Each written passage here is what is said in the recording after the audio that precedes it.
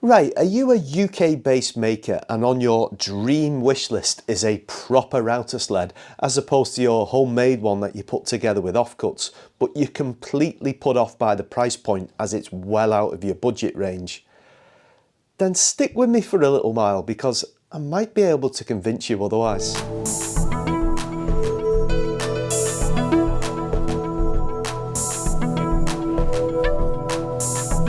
Well, hello again and welcome back to my channel. Now, to pinch the famous line from the film Jaws, we're gonna need a bigger boat. Okay, let me introduce you to this magnificent router sled that I recently purchased, 2.5 meters long and just on 1 meter wide.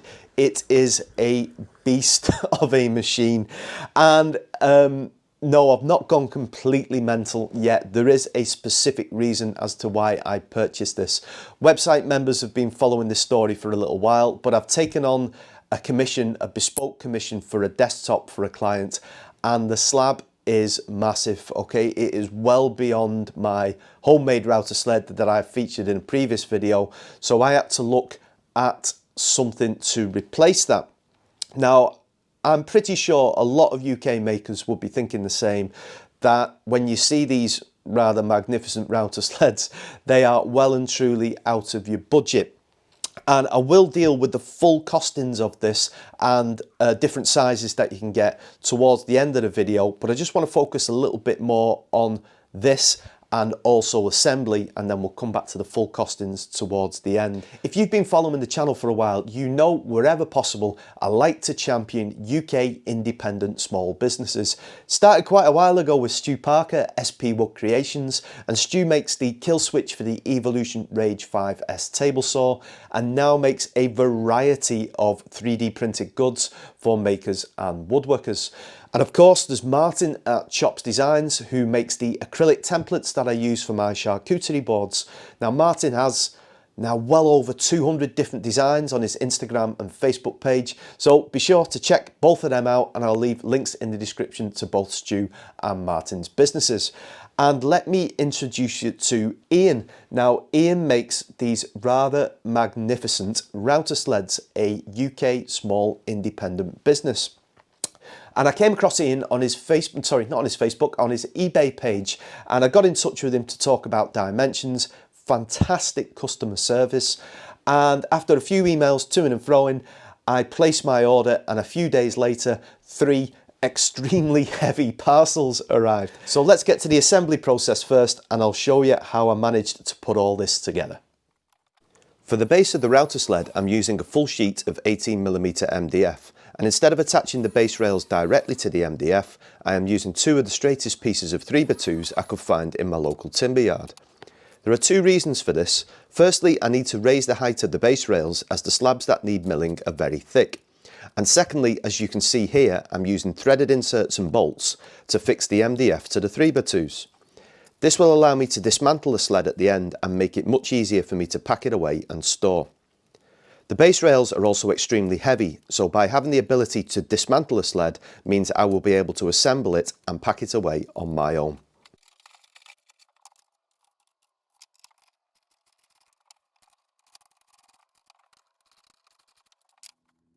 The most important part of this whole assembly process is to ensure both the base rails are parallel to each other, which will allow the sled to glide along nice and smooth.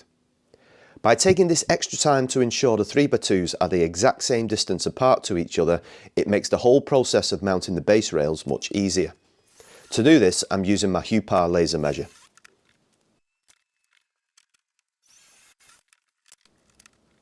Once I have the exact distance measured, I clamp down the second piece of the 3x2 and then go through the same process of drilling a hole for the threaded inserts, bolting the wood to the MDF base.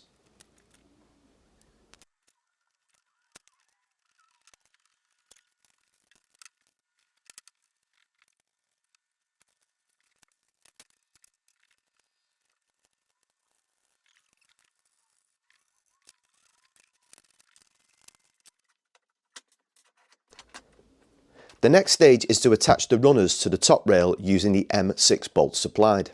At this stage it is important just to loosely fix the bolts to the runners to allow for adjustment later on once the top rails are attached to the bottom rails.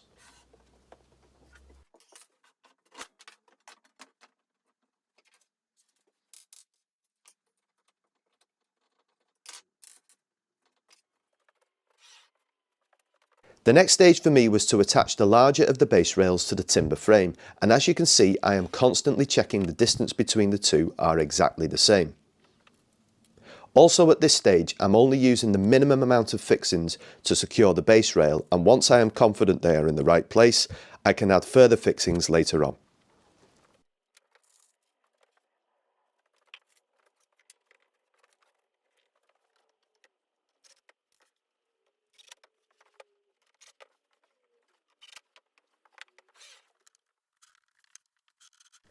Once the two long base rails are in place, I can then add the smaller extension base rails.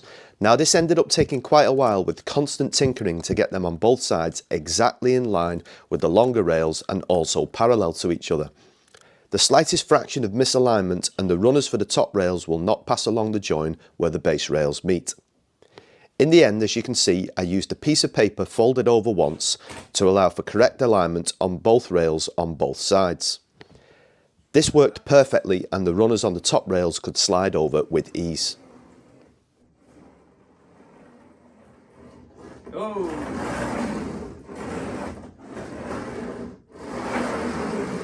Oh yes. Couple of bits of paper. Job done.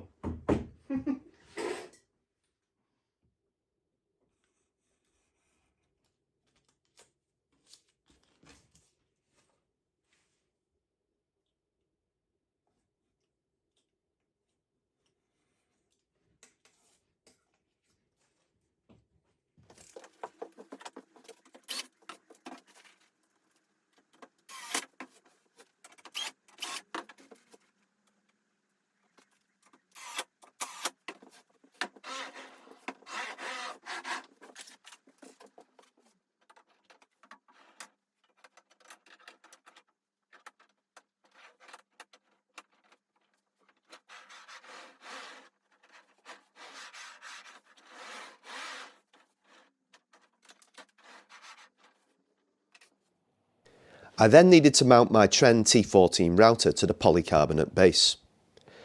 I used a marker pen to mark the point for the holes, centre punch so the drill bit will be correctly aligned, drilled 3 holes, then used the countersink bit so the M6 bolts would sit flush to the base.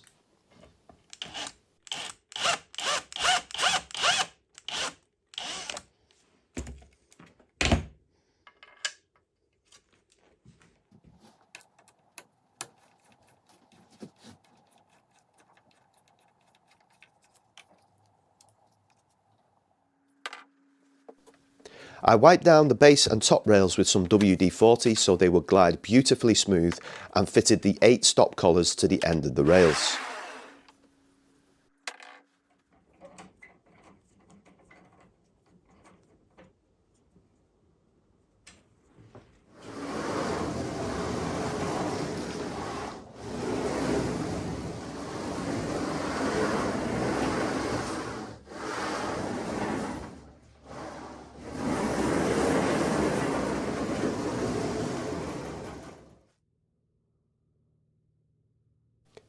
And finally I decided to fit the MVR style switch for the Trend router by simply attaching it to the end of the top rail using a magnet.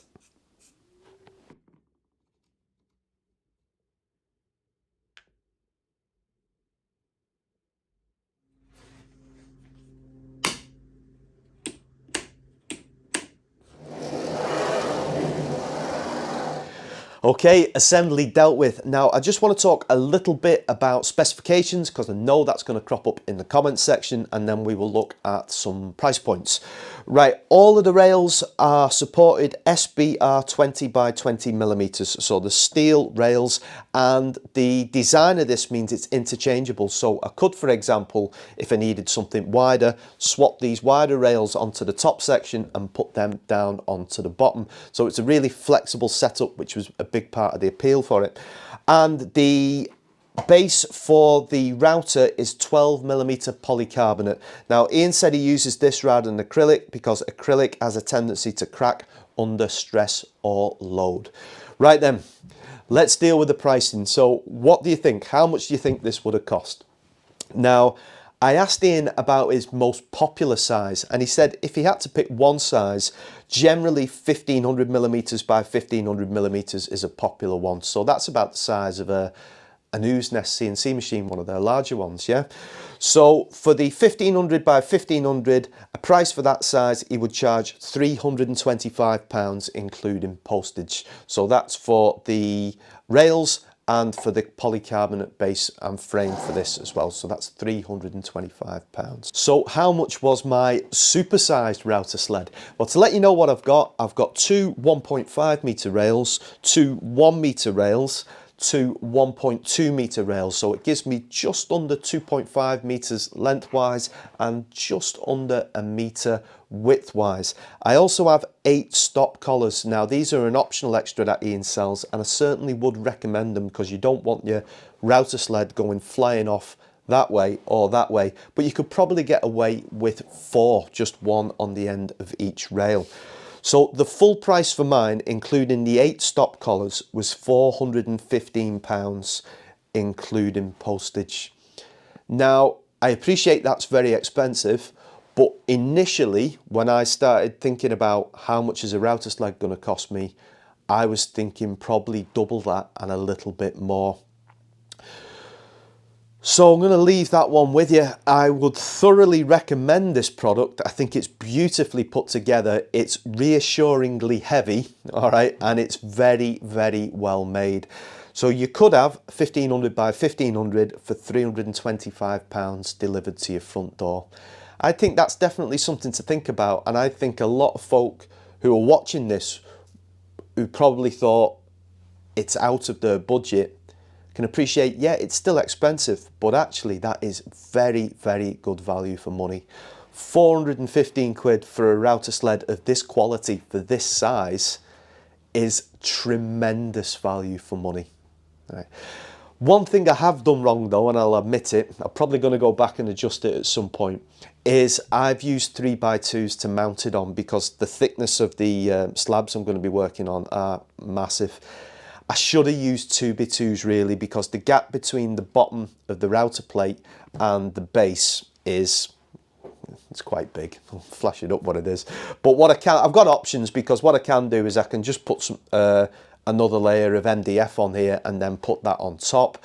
I'm also quite lucky with the Trend T14. It's got an 80mm plunge depth, so I'm not too bad with that, but at some point I'll probably replace these 3x2s with 2x2s. What you could actually do as well, if you're not working on any thicknesses like 60mm thick like I'm having to work with, you could just probably take some lengths of MDF or ply or something and just attach the rails to that. The advantage of doing what I've done here is using the threaded inserts is once I've finished using this, it's not going to be a permanent setup here. I can just remove the bolts underneath and I'll be able to move that myself. This sled will be extremely heavy, and even myself and Pam I think would really struggle. So I can remove these side rails and then I can just put the MDF piece up against the wall, and whenever I need it again I can attach the rails using the bolts into the threaded inserts and off we go again. Okay, right folks, that's it for this one. I hope you've enjoyed it and there might be a little food for thought for some of you. Again, I'd like to thank my website members for being engaged in the conversation and having them like this. And if you want to be involved in that, then head over to my website. It's a monthly subscription fee of £3 a month, and it gives you behind the scenes footage of videos like this, ad-free versions of the YouTube content, and vlog style videos where I talk a lot more about myself. Okay folks, as ever, take care, look after yourselves, and I'll see you soon. Thanks for watching.